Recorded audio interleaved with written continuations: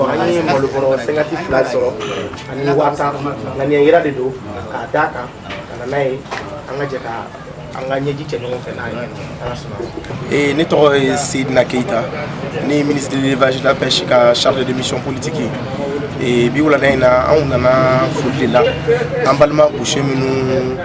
bɔnɛn'u nin na,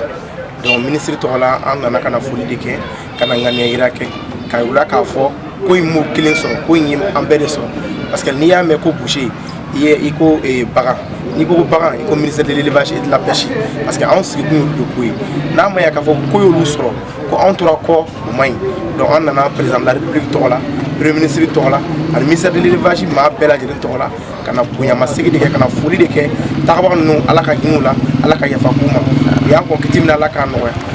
Ne tɔgɔ Umaru Tapiri, caman bɛ n dɔn baro de la. Ne ye bouger ka ɲɛmaa dɔ ye, trésorier. Vraiment an kɔni nimisi wasala, ni kungo y'i sɔrɔ ni jamana ɲɛmɔgɔ y'a dɔ ye, vraiment o bɛ bonya ma kosɛbɛ kosɛbɛ. Tumani Kone, deuxième vice-président au Iri Gauche. U ye mɔgɔ dɔw minɛ na, taara n'u ye tribunal. Dugutigi b'o la,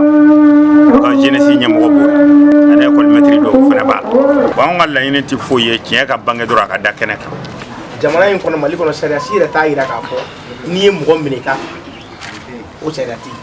Hali n'i ye mɔgɔ fagalan minɛ, une fois qu'il y'a minɛ bolo la ka ban, ani fagali man kan to. Ni fagali na a y'an bɛɛ tɔɔrɔ, ne yɛrɛ somɔgɔw don, n denmisɛnnin fɛn fɛn filɛ u sara ne de ye, u ma sa mɔgɔw sara ne de ye, ne de somɔgɔw don, mais vraiment a ka di ne ye u ka faamaw labɔ, denmisɛnninw ka bɔ kan kɔnɔ ka bɔ ka patrouille kɛ, o ka fisa an yɛrɛ dama ka patrouille. Bon, ne ye Gauche secrétaire général ye.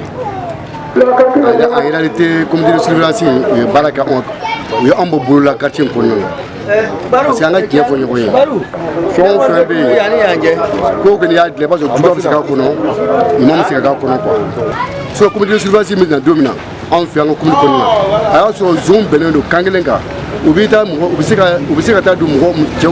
kɛ i ka du kɔnɔ k'i muso k'i minɛ k'i sigi ka i muso yɛrɛ ɲini i yɛrɛ sigilen ɲɛna, u b'i den yɛrɛ ɲini i sigilen ɲɛna, u bɛ mɔgɔw ka sɛnɛ don mɔgɔw kan k'u ka minɛnw cɛ. Bitigi jangoji n'a ɲɔgɔn fɛ n'u ye bitigi da kɛ sinikɛnɛ su u bɛ dɔ da kɛ tigɛ su k'a bɛɛ tugu ɲɔgɔn na, donc sow kun bɛnna kan kelen de kan vraiment u kuma la ka mun kɛ vraiment a kuma la ka ka commune a kuma la ka sigi goya kosɛbɛ, mais depuis kuma en réalité comité de surveillance nana waati min na ni denmisɛnninw fara ɲɔgɔn kan u ye nin baara min kɛ a baara c'est à kɛ sababu ye ka a c'est à dire que adamadenw bila i bɛ bɔ i ka quartier i bɛ taa don i ka quartier kɔnɔ i hakili sigilen vraiment c'est à dire que comité de surveillance kɔnɔ hali comité de surveillance ko mɔgɔ minnu y'a kɛ k'olu kun comité de surveillance kɔnɔ u k'a minɛ u ka traduire.